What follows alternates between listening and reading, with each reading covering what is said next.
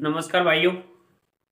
आज आपका इस BSCM यूट्यूब चैनल में आपका स्वागत है, अभिनंदन है। देखिए, हमारी व्यंजन संधि चल रही थी। कौन सी व्यंजन संधि चल रही थी? और व्यंजन संधि के हमने 2 नियम देख लिए थे। आज नियम नंबर 3, नियम नंबर 3। और नियम नंबर 3 में देखते हैं कि जो हमने पहला नियम देखा था उसी नियम का अधूरा नियम यहां पर पूरा करते हैं। इसमें है किसी वर्ण के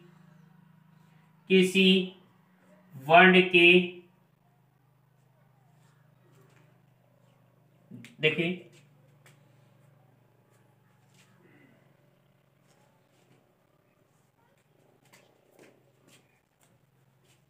किसी वर्ग के प्रथम एवं तृतीय वर्ण के बाद पंचम वर्ण किसी वर्ग का पंचम वर्ण आए तो प्रथम एवं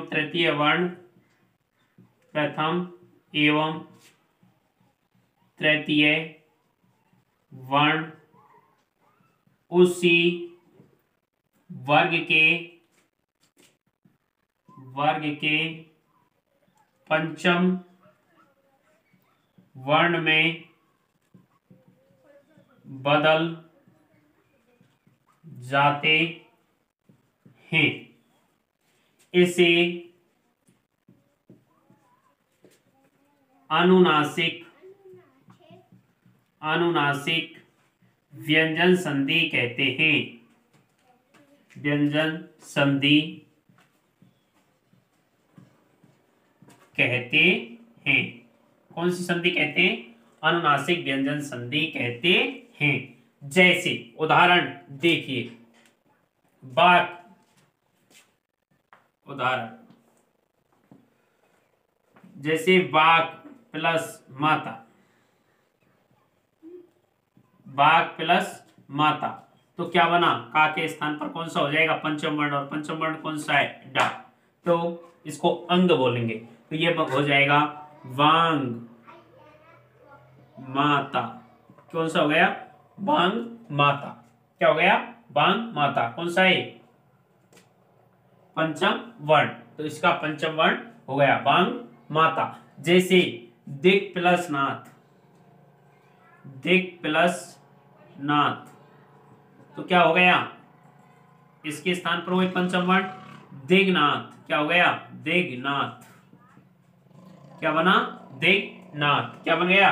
दिग्नाथ। जैसे उद प्लस नति, तो क्या बनेगा? देखिए, उद प्लस नति, तो क्या बना? ओ। और इसके पंचम वर्ण नहीं होगा, तो उन्नति। क्या बना? उन्नति। और देखिए सड़ या फिर सट भी कह सकते हैं इसको। सड़ या सट प्लस मुख, या फिर मातुर, सड़ मातुर हो जाएगा। तो क्या बनेगा? स। और इसके स्थान पर पंचम वर्ण ये हुआ सर्ण मुख। क्या बना? सर्ण मुख। क्या बना? सर्ण मुख। उद या फिर उत प्लस माद, तो क्या बना? इसके स्थान पर कौन सा हो जाएगा? पंचम वर्ण। कौन सा हो जाएगा? पंचम वर्ण। और क्या बनेगा? उन्माद। क्या बनेगा? उन्माद। क्या बनेगा? उन्माद। और जैसे देखें तो चित प्लस में, तो क्या बनेगा? चिन्मय। क्या बनेगा? चिन्मय। और देखें तो जगत प्लस नाथ, देखिए जगत प्लस नाथ ये आता है, तो क्या बनेगा?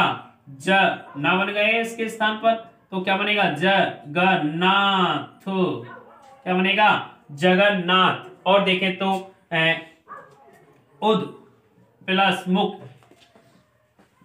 प्लस मुख, तो क्या होगा उन मुख, क्या बनेगा उन मुख।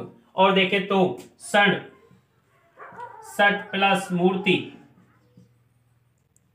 क्या बनेगा इसके स्थान पर पंचम वर्ण, और ये बनेगा षण मूर्ति, क्या बनेगा षण मूर्ति, क्या बनेगा षण मूर्ति। और देखें तो श्री मत प्लस नारायण, नारायण पंचम वर्ण हो जाएगा, तो क्या बनेगा श्रीमन नारायण, श्रीमन नारायण, क्या बनेगा श्रीमन नारायण।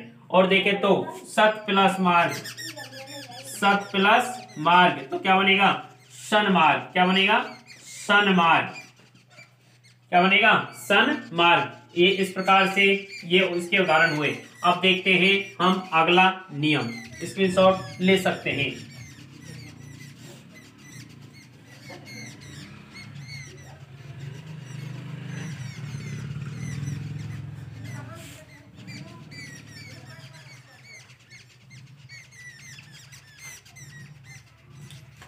देखो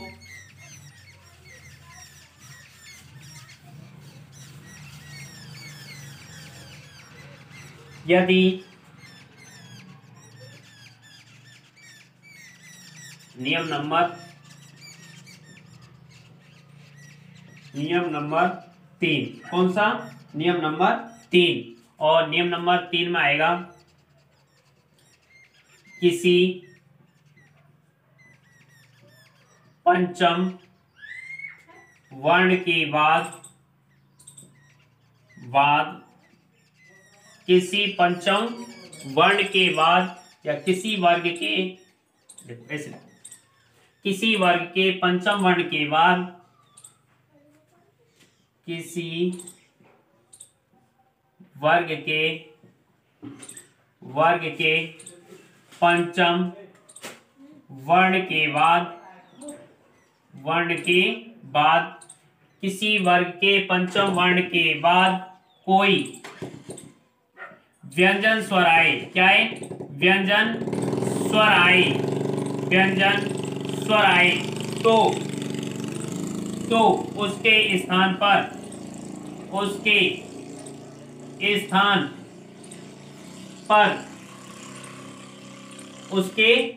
पर उसी वर्ग का पंचम वर्ण या अनुस्वार हो जाता है, क्या हो जाता है अनुस्वार हो जाता है, अनुस्वार हो जाता है। इस संधि को क्या हो जाता है अनुस्वार हो जाता है। इस संधि को कौन सी संधि अनुस्वार व्यंजन संधि भी कहते हैं। कौन सी संधि कहते हैं अनुस्वार व्यंजन संधि भी कहते हैं। देखिए अब इसके कुछ क्या देखते हैं उदाहरण देखते हैं। क्या देखते हैं उदाहरण देखते हैं। किसी भी वर्ग के पंचम वर्ण के बाद में कोई भी व्यंजन आता है तो उस व्यंजन के स्थान पर उसका पंचम वर्ण या फिर अनुस्वार हो जाता है। ये कौन सा नियम है नियम नंबर 3। इसी संधि को अनुस्वार व्यंजन संधि भी कहते हैं। देखिए जैसे अलम प्लस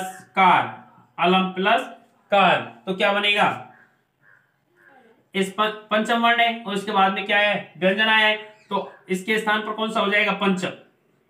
तो पंचम वर्ण का क्या होता है आगम होता है, पंचम वर्ण या अनुसार होता है। जैसे देखो अलम, तो इसके स्थान पर क्या हो गया अलंकार, क्या हो गया अलंकार। या फिर पंचम वर्ण लाएं तो अलंकार, क्या हो गया? अलंकार। क्या हो गया? अलंकार। किसी वर्ग के पंचम वर्ण के बाद में व्यंजन स्वर आए तो व्यंजन वर्ण आए तो उसके स्थान पर, किसके?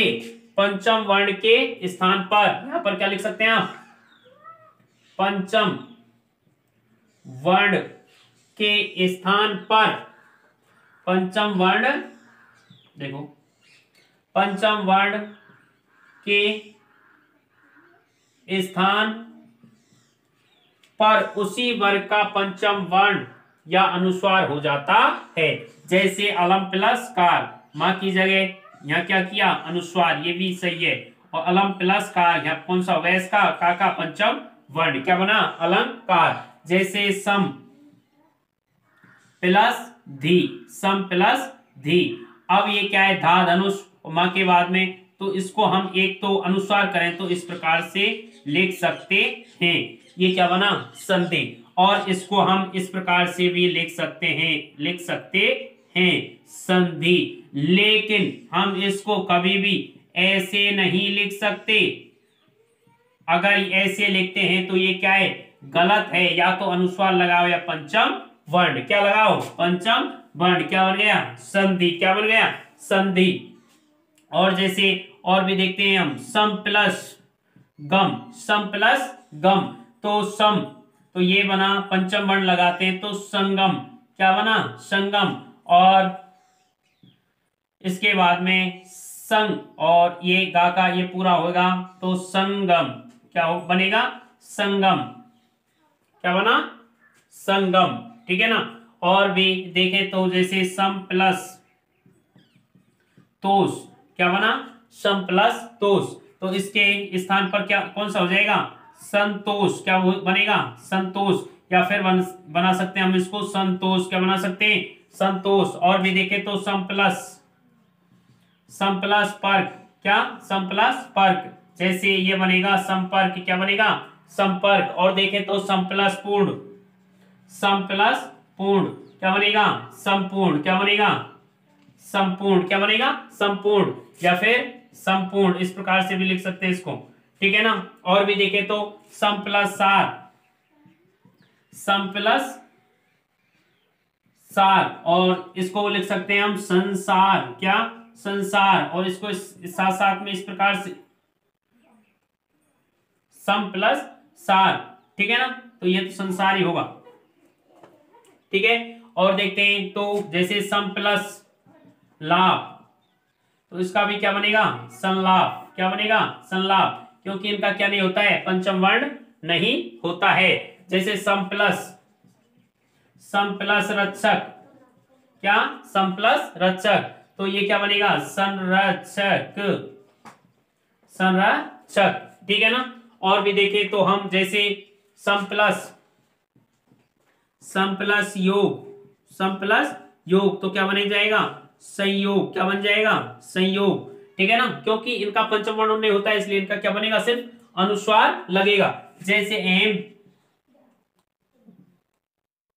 अहम प्लस कार, ठीक है ना। तो इसके स्थान पर इसको दो प्रकार से लिख सकते हैं, अहम कार, अहंकार, या फिर अहंकार,